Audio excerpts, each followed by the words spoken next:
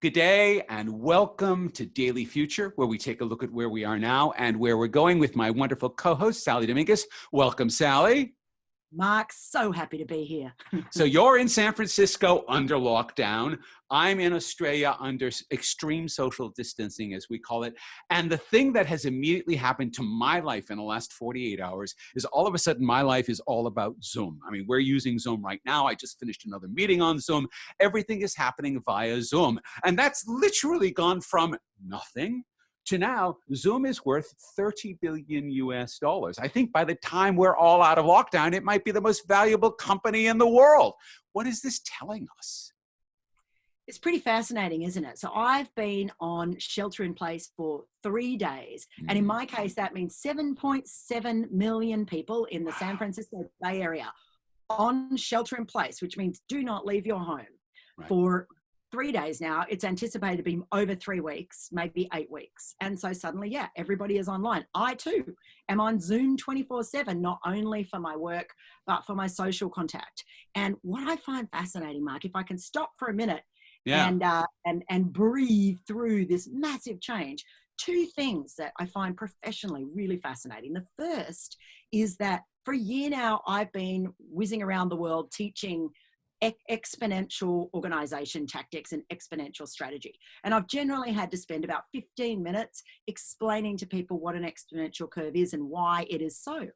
All of a sudden, thanks to COVID-19 and this exponential spread of disease, everybody understands the exponential curve. They understand that it's a doubling and a doubling and a doubling, and it starts slow.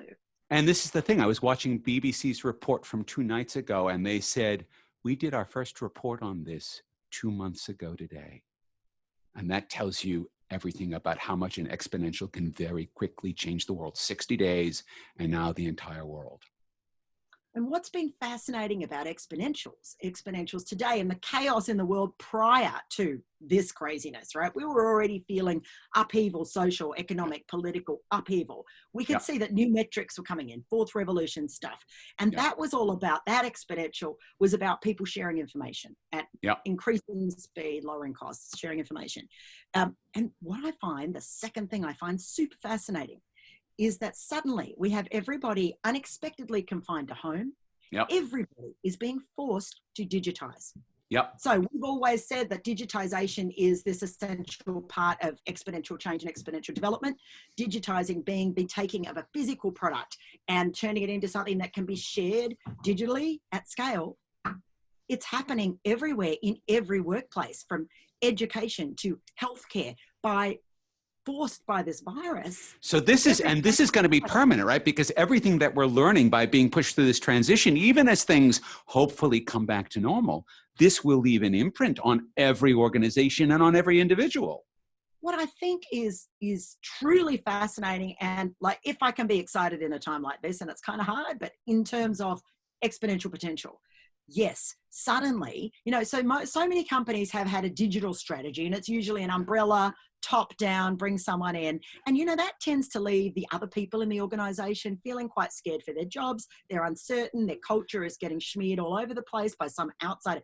All of a sudden, Mark, we've got decentralized digitization. Every single person has to look at what they do that adds value, and then they have to work out how to do it digitally. And I think in terms of involving inclusion, maintaining culture, this is actually a massive opportunity for companies to rethink digital strategy. Exactly. And for everyone to rethink what we do, how we do it, and what we do it for. Yeah. Sal, absolutely. That is a great note to end on the first day of Daily Future. Stay safe, Mark. You too.